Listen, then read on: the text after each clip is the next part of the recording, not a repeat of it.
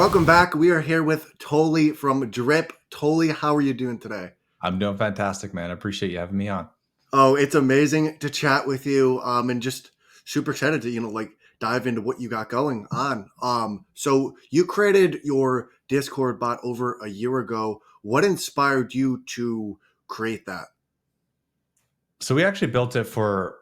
So I have a project called Bad Bears. It's about 2 years old now.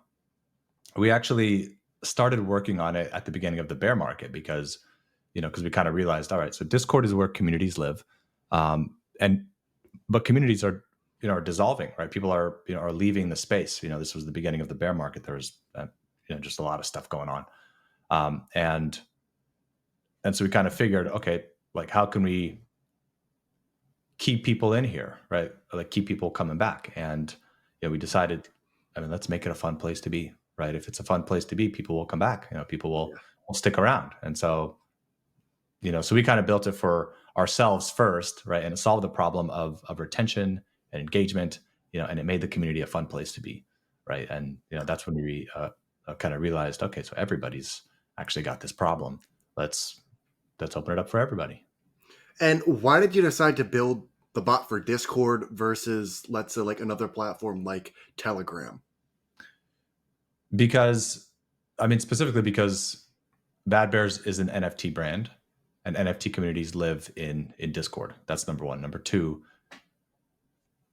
there is no platform like Discord that gives you the level of customization that it does, right? Like Discord was built for gaming communities initially, right? And so at its core and its DNA is this idea of experience, right? And you can see this playing out you know in the Discord app itself, where they have things like activities. You can play games together inside of the Discord app, with your community, which you can't do anywhere else. Yeah. Yeah, and how can brands really use your guys' bot to build a community? There's a lot of different ways they can do that with Drip. It's like we've got you know if we were to dive into some of the features, there's at the core of it, it creates an economy inside of your community, just a little micro economy. And for whatever reason, communities love economy. If you look at the number two most popular Discord app, it's an economy bot with like 8.6 million installs. It's called Dank Wow. Memer, right? However, most bots, and especially Dank Memer, they have a ton of slash commands, right? And if you don't know what a slash command is you have to type in slash and some text to be able to do anything, right? To buy something from the store, I don't know, to start a game, right? But you have to reference the documentation to do that. Like Dank Memer, for example, they have, I think, close to like 300 different slash commands, right? Which is fine for the Discord power user. They're used to it. But for the everyday person, that's not okay, right? Like there's no website that you ever visit, web app or, like a mobile app that you have to type into a terminal, right? And so, and yes, that's kind of the idea. Is at the core of it is it's a good user experience, and if it's a good user experience, if it's easy to use, people will use it, right? And so it's based off of that philosophy. And would you say that that's what really differentiates your guys' bot versus others? I would say that's one of the big pieces.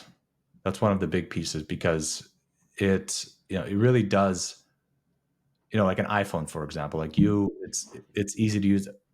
Like everybody's used to it at this point, Yeah. but it's designed with the user in mind, right? And so like that's kind of like how we develop our stuff as well. Is we think about the person, on the other end, the lowest common denominator, the person that it's their first time in Discord and they're about to be overwhelmed with too many channels and just a lot of stuff going on.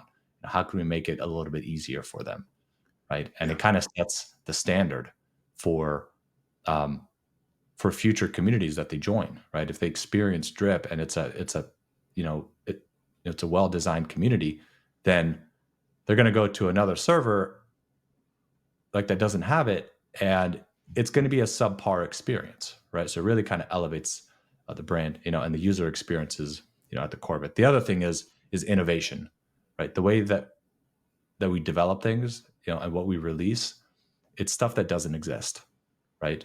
And so, and yeah, so user experience and innovation is at the core of it. Yeah, and I really like how you guys focus on the regular user. You're not focusing on the NFT user. You're not focusing on, just the crypto user.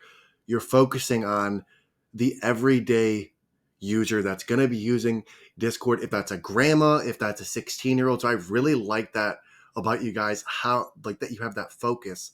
And was that focus or like was that always there to focus on the like regular, like everyday person, or did that come kind of later? No, that was always a part of it. That was always a part of it. It like we looked at other options.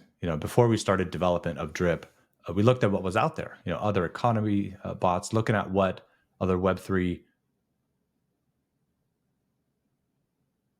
like brands were like using in their community, and we just saw that it was like a cobbled together, I don't know, 3 or 4 different bots that they put together to try to solve that problem, right? And so we like used it, or like looked at these other examples, and took note of what not to do. Yeah, I really like that you guys kind of scan the market beforehand, and you guys also rebranded from Bad Bears to Drip. Why did you make this pivot? Well, so it's actually so Bad Bears is still Bad Bears. That's the NFT collection, and there's a lot of value that comes with Bad Bears, right? But what you're talking about is that we actually rebranded from the Bear Bot Yeah. to Drip, right? And we did Yes. that because for a couple of reasons. Um, we wanted something that was sexy, right? And attractive to every single community. And we didn't want to attach it um, to an NFT collection, because that would basically limit us to Web3 specifically, right? And also there was something that we found. There was something called uh, community competition, where communities were kind of averse to installing an app in their community that had the logo of another NFT project, right, and the branding of the other NFT project, and they were afraid of, basically us like stealing their Yeah. user, right? Which obviously that's not our goal, but it's just these like small little like points of friction, that we want to remove from people's minds. Yeah, I that's really good, and I like how you like it's really good that you guys are really focusing on the just that Web 2 user and making a product for them, because Mhm. it's so rare in the space where we make products for Web 2 instead of just the Web 3 space. And what is one feature that you guys wish that you had? Hmm. One feature that I wish that Drip had. I mean, I could, it's there's a lot of stuff that we're developing right now that is very, very unique and different. That is, like that's going to blow people away. Um, and I would say those features I wish we had right now, because they're going to be really, really insane. But as far as stuff I'm not thinking about,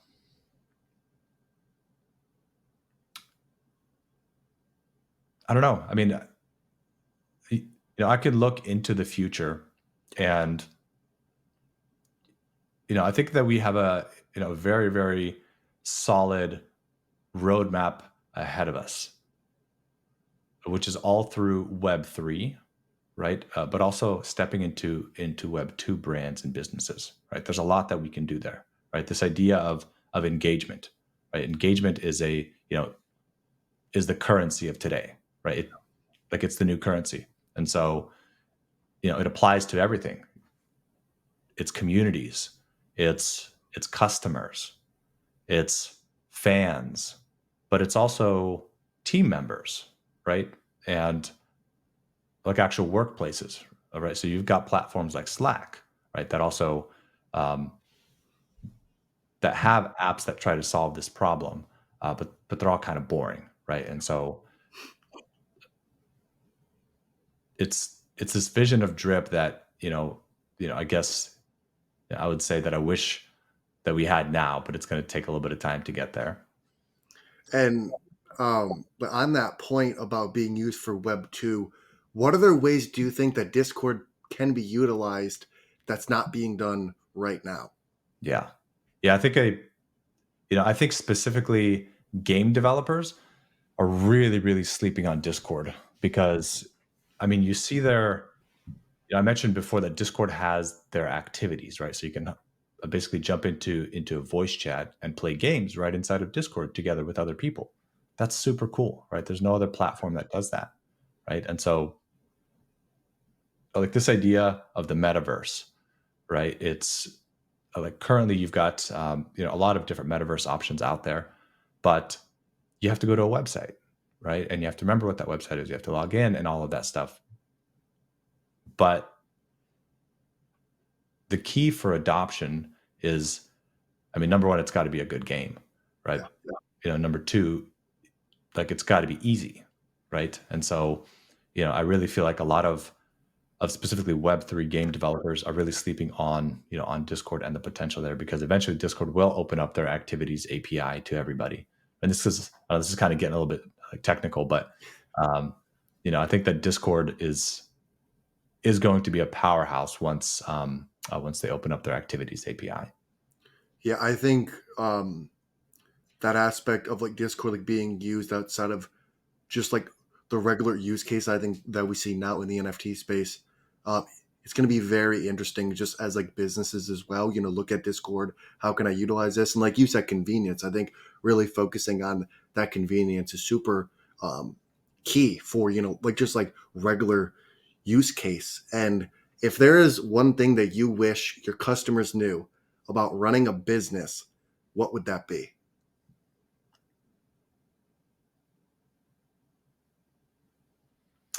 My customers, like Drip customers specifically. Yes, yes.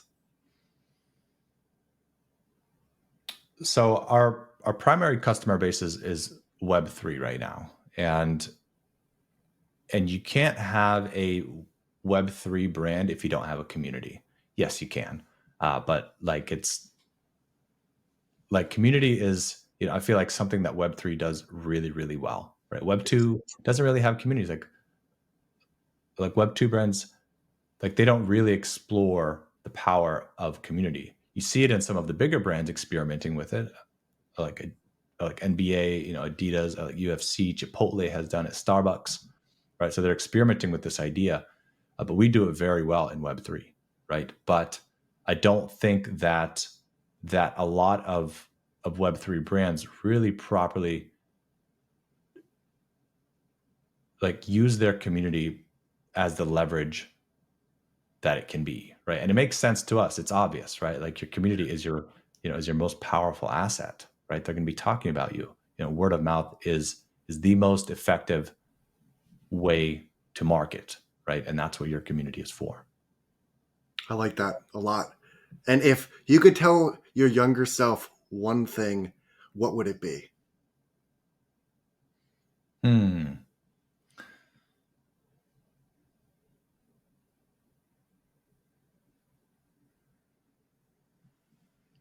I could tell myself or my younger self one thing.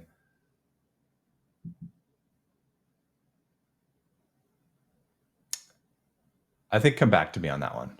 Okay. I come back to Okay. me on that one. Yes. Okay. I have two Good more question. questions. I have to think about it a little bit. Thank you. This question gets every guest as well. If you could have dinner with two people, one person from the past and one person from the present, who would it be and why? Definitely Steve Jobs. Definitely Steve Jobs. Right. I get a lot of my philosophies with work from him. Right. I'm a workaholic as well. Um, you know, I focus, on the user experience. Right. And just his principles with how he like thinks about the way that people work, right? I'd love to pick his brain on that. And secondly, I mean, I don't know, it's very common, but Elon Musk. Elon Musk is definitely a hero of mine because he's just, I mean, he's a billionaire, but he's like a regular dude, and I don't know, he's just doing cool stuff, right? And that's my goal. That's my mission is to build cool stuff with people I like, period. Right. And then, I think, just so happens that the money comes, as a result of that. But, I just love to work, and I love to work with people that, I admire. I like that. Two more questions, and we'll go back to the other question at the end. Mhm. Why did you decide to partner with us and offer the discounts? Well, I think that it's really important. Like what we built with Drip is, it's a very powerful tool, right? It's a very powerful tool that will make your community a better place to be, right?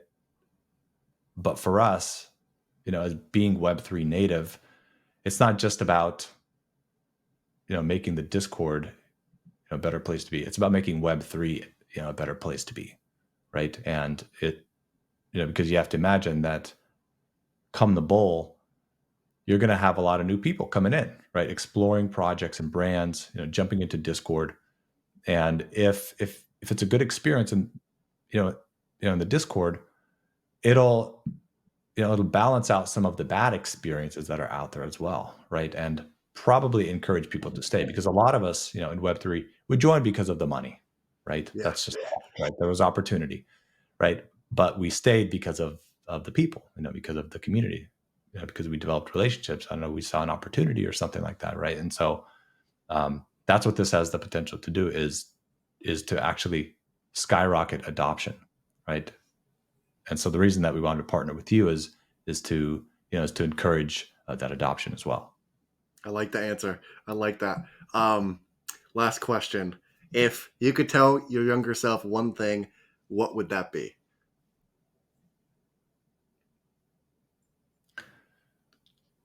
I would say it's, I've found that really anything is possible. It really is. The only limitation is your own, basically your own energy levels and time. Right? Time is not something you can control. You just have to be patient. You have to, wait for things to come to fruition. But your energy levels, that's something that you can control, right? Just with being, I mean, generally a healthier person, working out more, eating properly, right? If you're giving your body the proper nutrients, right, the proper stuff to be able to perform at its maximum, that's putting you in control of your energy levels, right? And so I would say that'd be my number one piece of advice is that, because it puts you into a better mood, in your relations with people and all of that. I like that. That's awesome.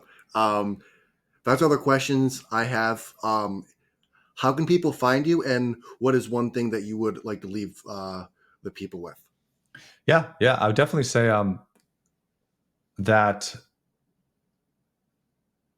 the way that we position Drip is we have it's free, right? And the free plan actually gives you a ton of stuff. Everything from the Magic Embed Builder creates the economy, the tipping, the quests, a bunch of customization stuff that will raise the baseline experience of your community. Period. Right. So at the very least, install it, play with it. Right. The pro plan is more to plug in the Web3 integration, to have a bit more of a branded experience. Like you can call your points whatever you want. It's great for developers because we have an API, so you can extend your points outside of the Discord, plug it into games or web apps. I don't know, create an Apple Watch app that I don't know, tracks your steps and gives you points for steps. So it's super super flexible, right? And to check it out, just go to our website, which is drip.re. RE stands for rewards. That's drip.re. Our Twitter is at dripchain. So yeah, Awesome. Well, Toli, thank you so much, man, for coming on. I appreciate you. This is a great conversation. awesome, brother.